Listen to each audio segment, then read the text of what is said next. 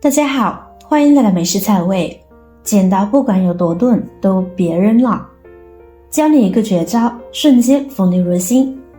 剪刀是我们家家户户都有的工具，它的作用非常大，可以用来剪纸剪布，也可以用来剪各种食材。但是剪刀用的时间长了就会生锈，跟着就会变得很钝。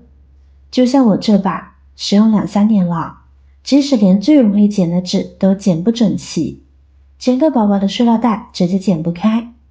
如果花钱再去买一把的话，那这把看着好好的，扔了吧觉得怪可惜的，那就会非常的浪费钱。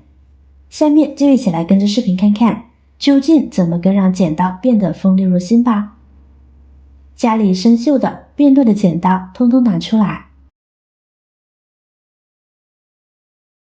这时呢，我们就要用到牙膏了。牙膏除了可以用来刷牙以外，它还可以用来打磨剪刀哦。挤出少许的牙膏涂抹在剪刀上面，然后用一次性牙刷蘸取牙膏，把它充分的涂抹在剪刀面上。剪刀的4个面都要涂抹均匀，这一步不要直接用手指去涂抹，容易划伤手。牙膏中呢，除了有表面活性剂可以提亮光泽之外，在其内部呢还富含一种特殊的物质，叫做研磨剂。这种物质呢能够起到很好的摩擦作用，在打磨剪刀的时候加上它，事情就会变得事半功倍。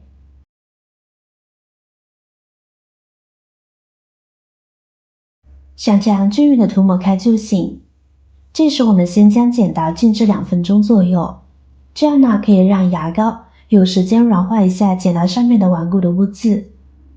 这个时间我们可以准备其他器具，准备一个这种家里面不要的旧电池，一定要用这种小号的，大号的电池太粗了，不适合用。使用之前，我们把表面的这一层胶撕掉，撕掉之后呢，里面的金属就出现了，就主要利用这里边的这层金属层来打磨剪刀。剪刀浸润好以后，接着把电池放到剪刀的剪刀口处，注意角度。剪刀呢是有2个面的，外刃和里刃是不一样的，它是有2个斜面的，而我们平时剪的时候用的主要是小的那个斜面，所以主要打磨的也就是这一个面，所以就给它倾斜到剪刀的小斜面大概45度的样子，就这样子稍微给它来回的摩擦。就这样在剪刀的每一个面的刀刃上边都来回的摩擦30-40次，来回的摩擦即可。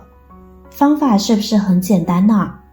但是切记在打磨剪刀的时候，用力气不要太大，不要把电池直接剪断，因为电池里面呢还有很多的有害物质，而这些东西一旦沾染到剪刀上，再去剪一些食材或者是蔬菜就不好了。还有一点是，另外一边的平面呢千万不要磨。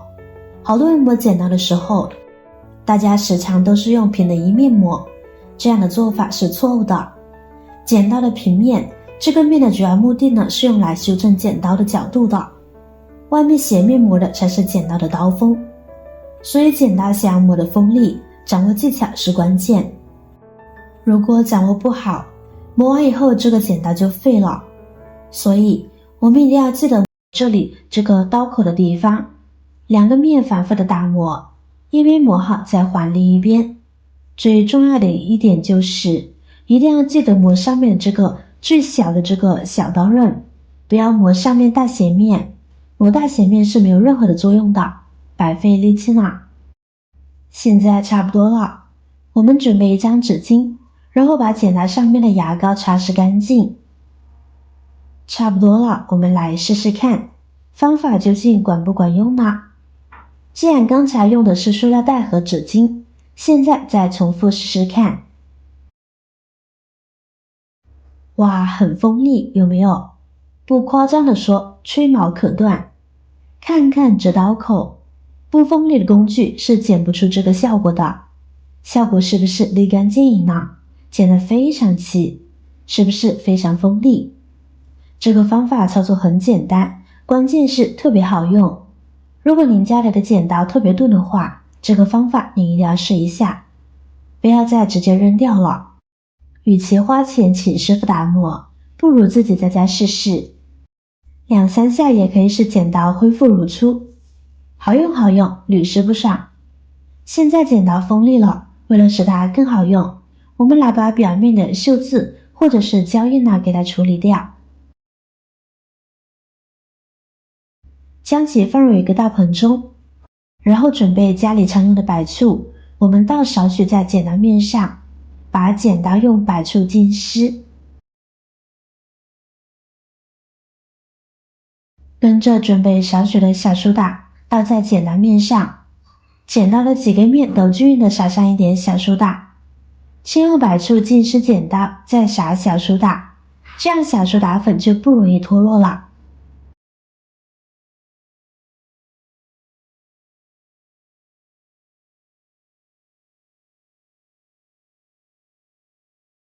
现在我们再用2张纸巾把剪刀包裹起来，使小苏打稳稳地附着在剪刀面上。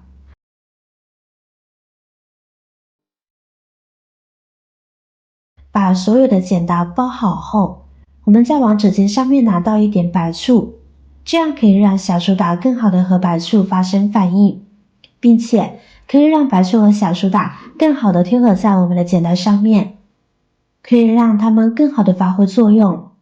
像这样保持10分钟左右。小苏打和白醋当它们相遇的时候就会发生化学反应，小苏打具有很好的清洁作用，而我们的白醋也具有很好的软化和清洁作用，特别是有锈迹的剪刀，用这个方法来去除铁锈就十分有效。白醋可以和金属上面的锈发生化学反应，并且分解锈迹，所以说这时候我们可以将生锈的剪刀浸泡在白醋中，浸泡一段时间之后，就可以将上面的锈渍轻松的擦掉了。现在我们把纸巾取下来，反复擦拭剪刀，一会儿就可以使剪刀光亮如新啦。可别小看这一个步骤，它也是十分重要的，因为剪刀有锈迹，再用生锈的剪刀来剪食物就非常的不卫生，而且也不健康。就是用来剪布料，上面的锈渍也会把布料污染了。经过这样简单的处理，不仅保证了卫生，而且看着也更顺眼了。